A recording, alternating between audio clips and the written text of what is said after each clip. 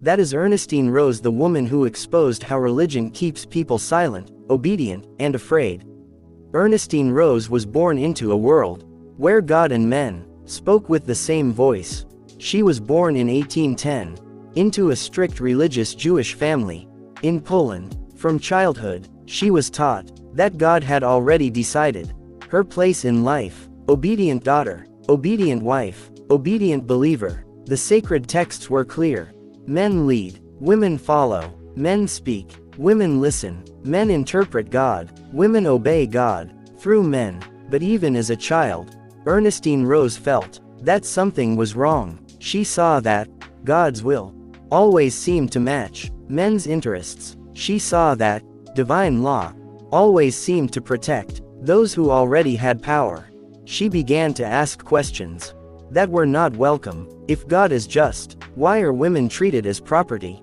If God is wise, why are women forbidden to learn, to speak, to decide? Her father, a respected rabbi, wanted to secure her future by arranging a marriage without her consent. He believed he was following tradition, following God, doing what fathers should do.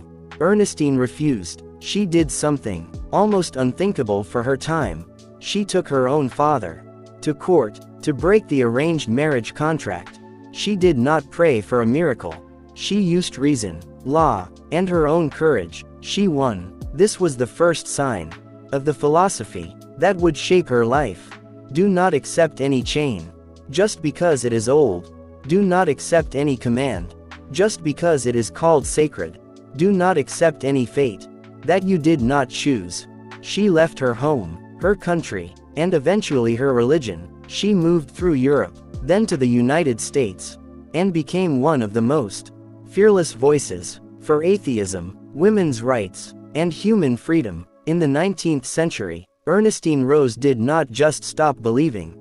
She studied, she thought, she watched how religion worked in real life. She saw that religious authority was used to justify the legal and social inferiority of women.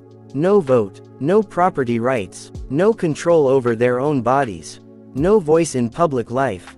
She saw that preachers told women that their duty was to submit to husbands, to fathers, to priests, to God. She asked, if a belief system keeps half of humanity in a lower position, can it be truly moral? She argued that religion was not simply a personal comfort, it was a structure of power.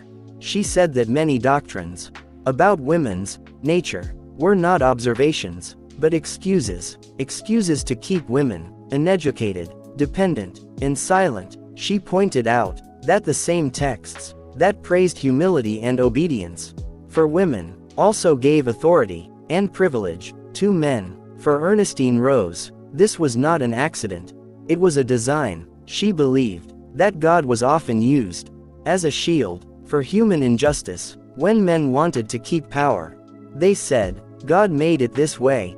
When laws were unfair, they said, these laws are based on scripture.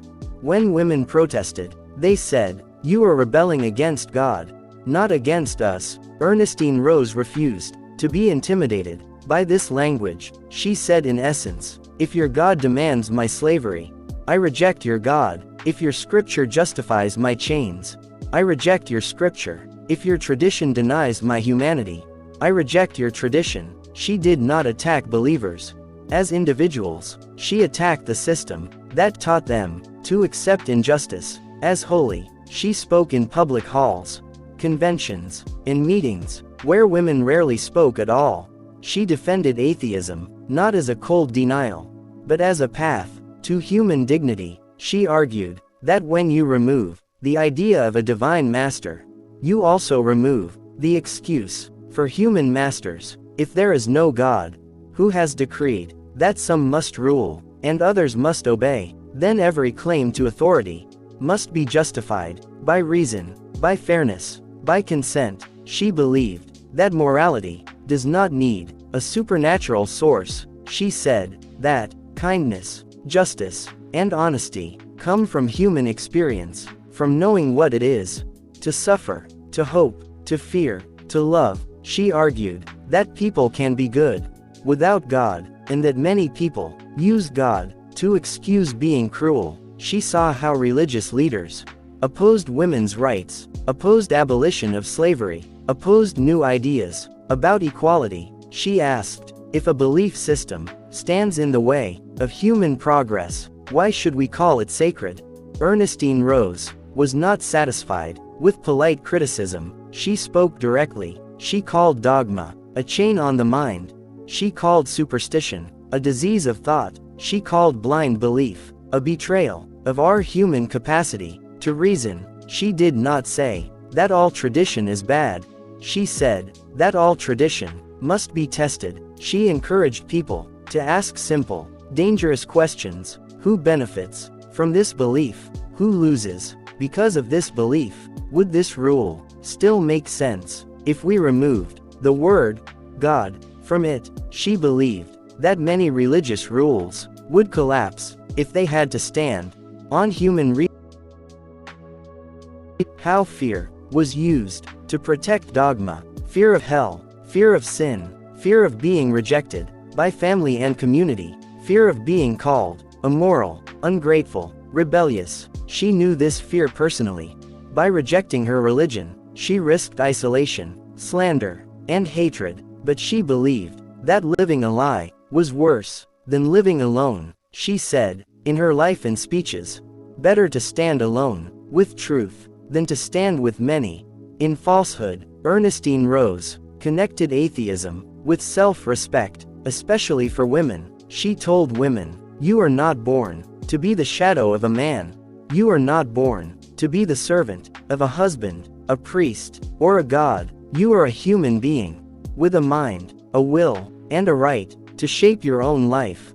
She argued that as long as women believed that God had placed them lower, they would accept their own oppression. So the first revolution, for her, was internal. To stop believing that you are less. She wanted women to see that many holy ideas about their weakness, their purity, their silence, were not descriptions, but tools to keep them out of education, out of politics, out of decision-making. She believed that once women began to think critically about these ideas, the external chains would start to break. Ernestine Rose also spoke for freedom of thought for everyone, not just women. She defended the right to doubt, to question, to reject religion openly. She believed that a society that punishes doubt is a society afraid of truth. She said that if a belief cannot survive honest criticism, it does not deserve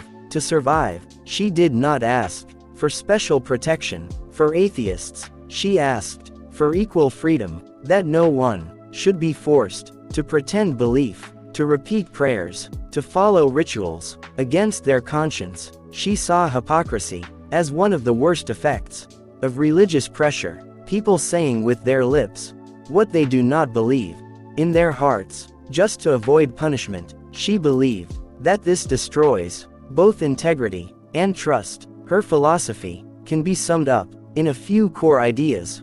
First, no authority is above question, not father, not husband, not priest, not scripture, not tradition. Second, morality must be based on human well-being, not on obedience to invisible commands. Third, every person, including every woman, has the right to think, to speak, to doubt, to choose. Fourth, blind belief is not a virtue, it is a surrender of the mind. She wanted people to replace God says with, does this make sense? And, is this just? She believed that when we stop hiding behind divine orders, we are forced to take responsibility for our own choices. We can no longer say, I oppressed you because God told me to.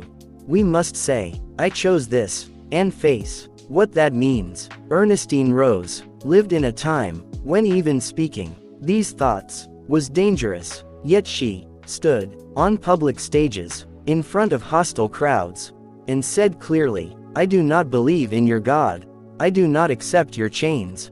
I do not accept your definition of my place. She did not shout for the sake of noise.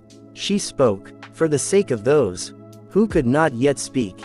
Her life is a message To anyone who feels trapped by inherited beliefs, you are allowed to examine them. You are allowed to reject them. You are allowed to build a life on your own understanding. This is the philosophy of Ernestine Rose, a call to see how religion and power can work together to keep people small, a call to break the link between holy and untouchable, a call to replace obedience with understanding, fear with clarity, submission with self-respect, a call to live without a master in heaven and without a master on earth, guided by your own honest mind, your own critical thinking, and your own uncompromising sense of human dignity.